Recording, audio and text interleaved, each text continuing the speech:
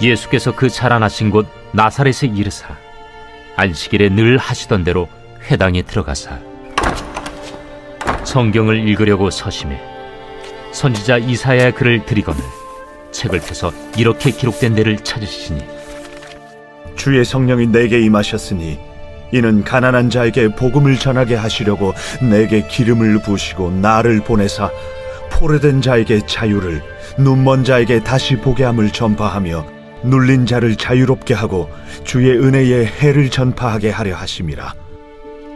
책을 덮어 그 맡은 자에게 주시고 앉으시니 회당에 있는 자들이 다 주목하여 보더라.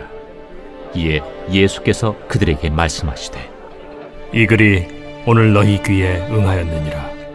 그들이 다 그를 증언하고 그 입으로 나오는 바 은혜로운 말을 놀랍게 여겨 이 사람이 요셉의 아들이 아니냐? 너희가 반드시 의사야 너 자신을 고치라 하는 속담을 인용하여 내게 말하기를 우리가 들은 바 가버나움에서 행한 일을 네 고향 여기서도 행하라 하리라. 내가 진실로 너희에게 이르노니 선지자가 고향에서는 환영을 받는 자가 없느니라. 내가 참으로 너희에게 이르노니 엘리야 시대에 하늘이 3년 6개월간 닫히어 온 땅에 큰 흉년이 들었을 때 이스라엘에 많은 과부가 있었으되 엘리야가 그중 한 사람에게도 보내심을 받지 않고 오직 시돈 땅에 있는 사렙다의 한 과부에게 뿐이었으며 또 선지자 엘리사 때에 이스라엘에 많은 나병 환자가 있었으되 그 중에 한 사람도 깨끗함을 얻지 못하고 오직 수리아 사람 나아만 뿐이었느니라. 회당에 있는 자들이 이것을 듣고 다 크게 화가 나서 일어나 동네 밖으로 쫓아내어 그 동네가 건설된 산낭떠러지까지 끌고 가서 밀쳐 떨어뜨리고자 하되 예수께서 그들 가운데로 지나서 가시니라. 샬롬, 각자의 자리에서 3부 예배를 드리고 계신 우리 친구들 환영합니다. 여러분, 오늘 말씀은요, 유대 사람들에게 인정받지 못하시던 예수님의 모습이 나오고 있어요. 자신의 동족들이었는데 예수님께서 환영받지 못하시고 인정받지 못하셨어요. 왜 그러셨을까요? 그 이유를 말씀을 통해서 좀 찾아보길 원해요. 첫 번째, 예수님께서 인정받지 못한 첫 번째 이유는 출신이 좀 그렇습니다. 태어난 곳이 좀 그래요. 태어나고 자라신 것이 별로 좋은 동네가 아니었다라는 거예요. 이게 무슨 상관이 있어? 라고 생각하실 수도 있겠지만 여러분, 예수님이 태어나신 곳 베들레헴과 예수님께서 자라신 곳 나사렛은요, 여러분 혈통적으로 좋은 도시가 아니에요. 우리 한국 사람도 이름 앞에 어느 김씨, 어느 박씨 하면서 도시 이름이 붙잖아요. 그런 것처럼 이 이스라엘은요, 자기가 태어난 그 도시가 굉장히 중요합니다. 그 이유는 그 출애굽하여서 가나안에 들어갈 때 하나님께서 12지파에게 땅을 골고루 분배하셨어요. 그래서 자기의 땅을 지키며 살아가는 것, 자기의 혈통을 지키며 살아간다라는 것은요, 여러분 이스라엘 사람들에게 굉장히 중요했다라는 거예요. 그런데 시간이 흐르면서 이러한 것들이 많이 무너집니다. 이 베냐민 지파나 유다 지파는요, 이러한 것들을 잘 지키고 살아서 순수 혈통을 잘 지키며 살아갔는데 다른 지파 사람들은 시간이 흐르면서 이것이 흐지부지 됐어요. 특히나 갈릴리 서편에 있었던 갈릴리 지역, 그 밑에 있었던 사마리아 지역은요, 여러분 이러한 것들이 다 무너졌어요.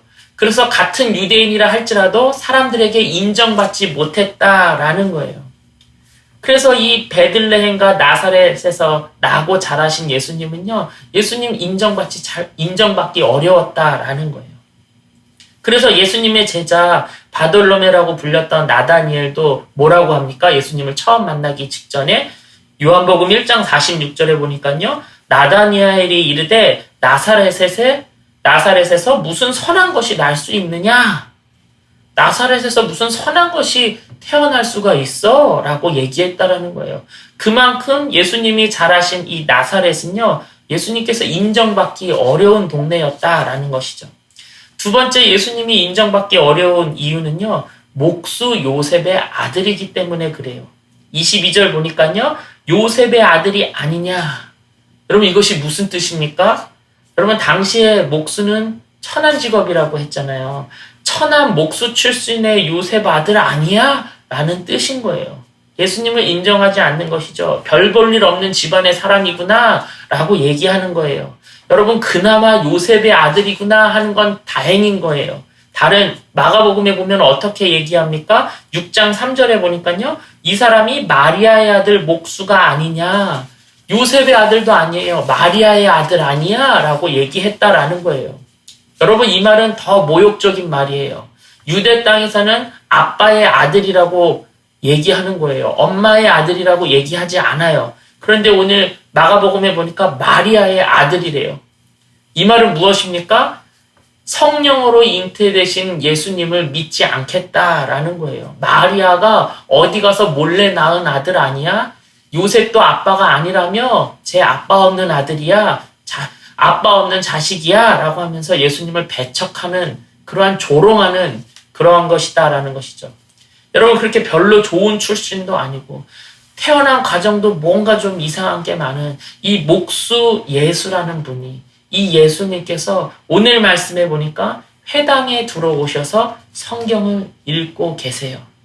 여러분, 이사야 61장 말씀을 예수님께서 읽으신 거예요. 그 말씀을 펼쳐서 회당에서 읽으셨다라는 것이죠. 오늘 말씀 18절 19절이에요. 주의 성령이 내게 임하셨으니 이는 가난한 자에게 복음을 전하게 하시려고 내게 기름을 부으시고 나를 보내사 포로된 자에게 자유를, 눈먼 자에게 다시 보게 함을 전파하며 눌린 자를 자유롭게 하고 주의 은혜의 해를 전파하게 하려 하심이라 하였더라. 이 말씀을 읽으셨어요. 성경의 말씀을 읽었으니까 여기까지는 사람들이 별 반응이 없었어요. 그런데 예수님이 이 말씀을 읽고 나서 한 말씀을 딱 하십니다.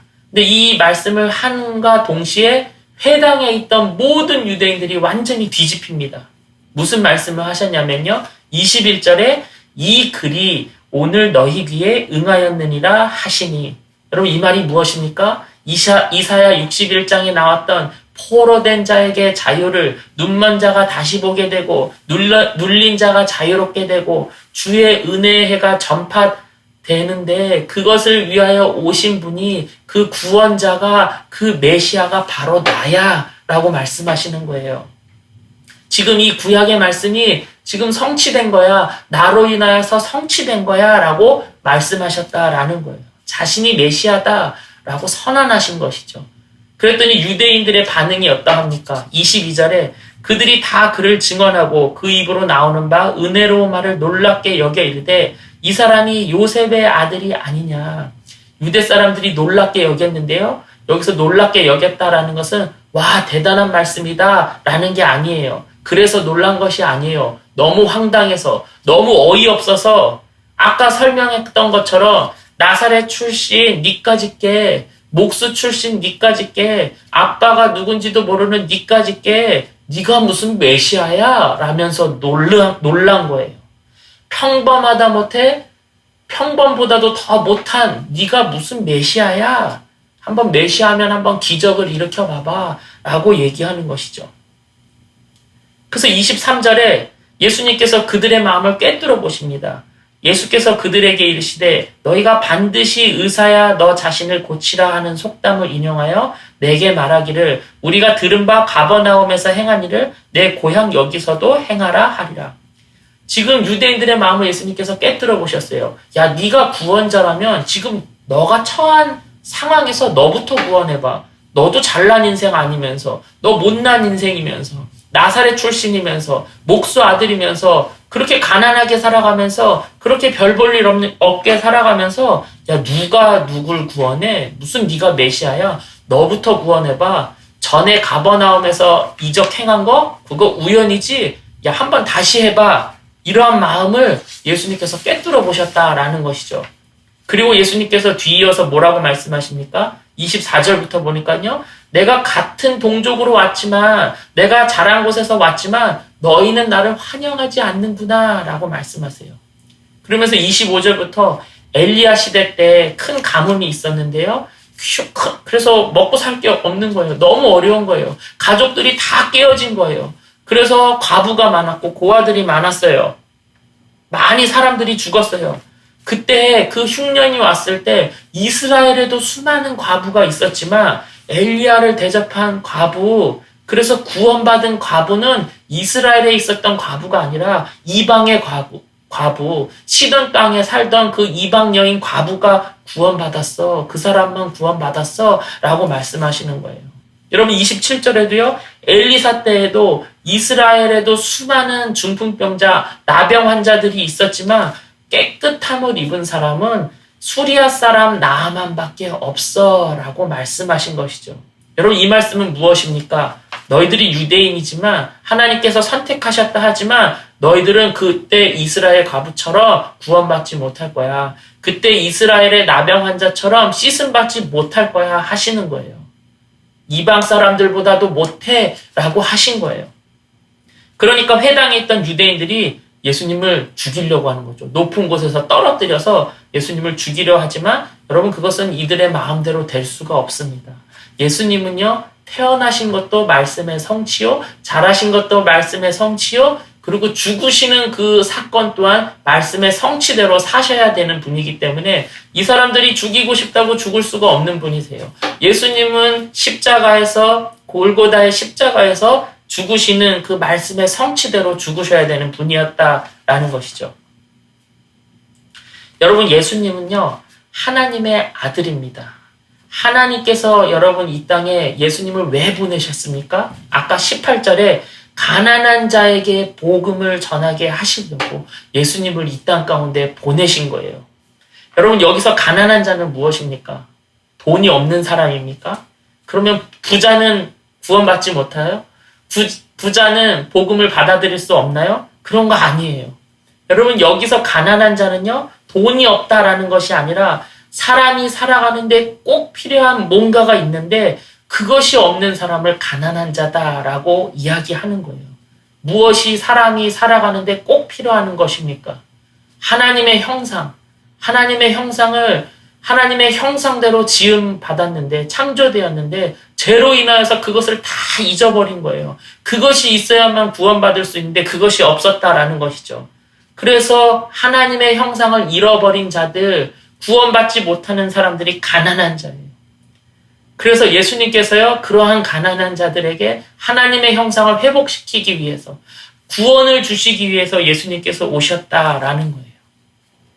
그런데 예수님 필요 없어요. 내 힘으로 살 수 있어요. 내 능력으로 살 수 있어요 하는 사람들은요, 여러분 가난한 사람이 아니다라는 거예요.